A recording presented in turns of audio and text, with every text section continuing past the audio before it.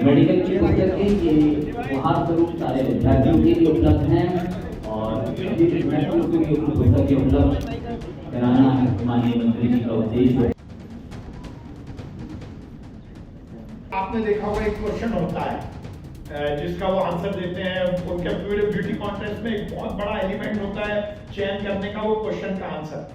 तो जब वो चुनी गई उसके बाद उसने ये बात बोली कि मैंने उसका उत्तर इंग्लिश में दिया, पर मैं इसलिए अच्छा उत्तर दे पाई क्योंकि मैंने उसको हिंदी में सोच लिया था और उसको कन्वर्ट किया।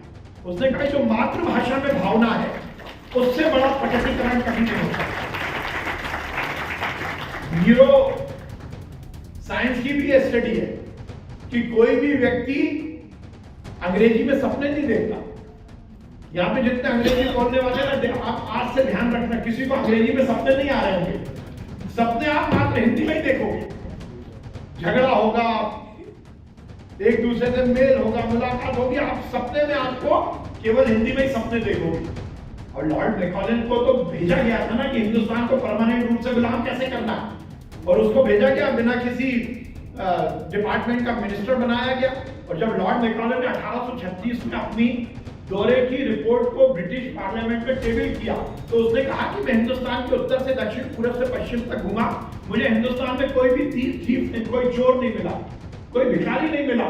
उसका कारण केवल यह है कि इस देश की संस्कृति, इस देश की पुरातन परंपरा, इस देश की भाषा, इस देश की जो मूल भावना है वो इतनी स्ट्रांग है। उसके कारण ये देश को हम परमानेंट रूप से गुलाम नहीं बना सकते। और यदि हमें परमानेंट रूप से गुलाम बनाना है तो हमें इसकी शिक्षा पद्धति में अंग्रेजी को अंदर एंटर करना पड़ेगा। इनके दिलो दिमाग में ये बात डालनी पड़ेगी कि केवल और केवल अंग्रेजी ही है। और वो 1836 से जो हमारे यहाँ शिक्षा नीति चली वो आज तक चली। पहली बार नरेंद्र मोदी जी ने उस शिक्षा नीति को खत्म करके राष्ट्रीय शिक्षा नीति की शुरुआत की। इसलिए ये जो ग्रंथि है, ये जो कॉम्प्लेक्स है, ये जो अंदर का रिजर्वेशन है कि केवल हम अंग्रेजी के विरोधी नहीं है। अंग्रेजी एज लैंग्वेज, मैंने भी इंजीनियरिंग किया, मैं भी उस समय अंग्रेजी में पढ़ा, पर अंग्रेजी एज लैंग्वेज हमारे लिए ठीक है, परंतु अंग्रेजी मेरे दिलो दिमाग पर छा जाए और हिंदी वाला कमजोर हो जाए, या मैं हिंदी बोल लूं तो मैं कमजोर हो गया, ये ग्रंथि खत्म करिए। और ये बात सुनिश्चित करिए कि जो अपनी संस्कृति से जुड़ेगा, जो अपनी मूल भावना से जुड़ेगा, जो अपनी मिट्टी से जुड़ेगा, वही आगे बढ़ेगा। वही संस्कृति, वही राष्ट्र, वही समाज आगे बढ़ता है जो अपनी पुरातन परंपराओं को पूरी तरह शिरोधार्य करता है। इसलिए युवा साथियों, हमने ये इतनी मेहनत की है, आपके फैकल्टी मेंबर्स ने इतनी मेहनत की है। मेरी बहुत बुराई हुई है पूरे देश में। अब आज बीएमई साहब 70 साल में जो नहीं हो पाया, 4 महीने में मेरे मेडिकल कॉलेज की फैकल्टी मेंबर्स ने कर दिखाया।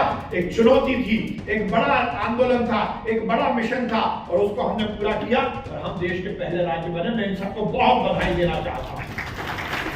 अभी आशीष ने बहुत अच्छे शब्दों में अपनी पूरी बात रखी, कहां से हम शुरू हुए, कैसे शुरू हुए। बहुत दिक्कत थी, जब हमने पहली बार बात की तो कोई शुरू नहीं था, केवल 4 फैकल्टी मेंबर तैयार हुए। मैंने कहा मैं बात करूंगा, लोगों ने, मेरे डॉक्टर रोक ले, मुझे हर समय रोकता रहे, सर आप मिनिस्टर आप बात नहीं करो। मैंने कहा नहीं, आप नहीं बात करो। हमने एक व्हाट्सएप ग्रुप बनाया, मैंने कहा मेरी तरफ से रिक्वेस्ट भेजो कि लोग जुड़े। और आखिरी में जाकर 95 मैं अकेला ही चला था जाने में मंजिल, मगर लोग साथ आके गए और कारवां जुड़ता गया। 95 लोग जुड़े। और उसके बाद मिशन के रूप में मैंने कहा कि यदि हमें ये काम करना है तो हमें इसमें कहीं ना कहीं कुछ मोटिवेशन देना पड़ेगा। और उसके लिए हमने विचार किया कि हम एक वॉर रूम बनाएंगे।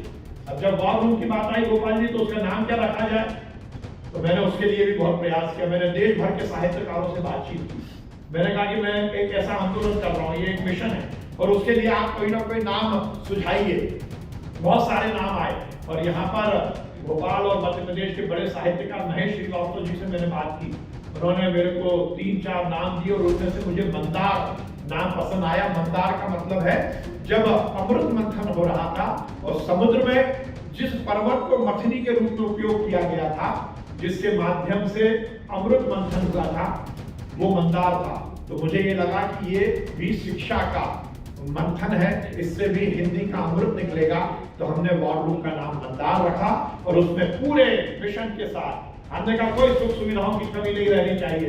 एक मिशन के रूप में, एक आंदोलन के रूप में जब वॉर रूम की बात करते हैं तो हमारा माहौल वैसे ही होना चाहिए। और जैसे डॉक्टर यादव यहाँ पर ये लगे रहे पागलों जैसे, इन्होंने जिस प्रकार से जैसे अपने घर में कोई काम हो रहा और उसी का परिणाम निकला। देखिए मैंने कल जब हमने इन्होंने बोला 2.0 हमने शुरू किया है कि अब हमने चैलेंज लिया। पहले हमने ये विचार किया था जब सबसे पहले हिंदी में पढ़ाई की बात आई तो हमें भी बहुत लगता था कि क्या होगा क्या नहीं होगा। हम तो एक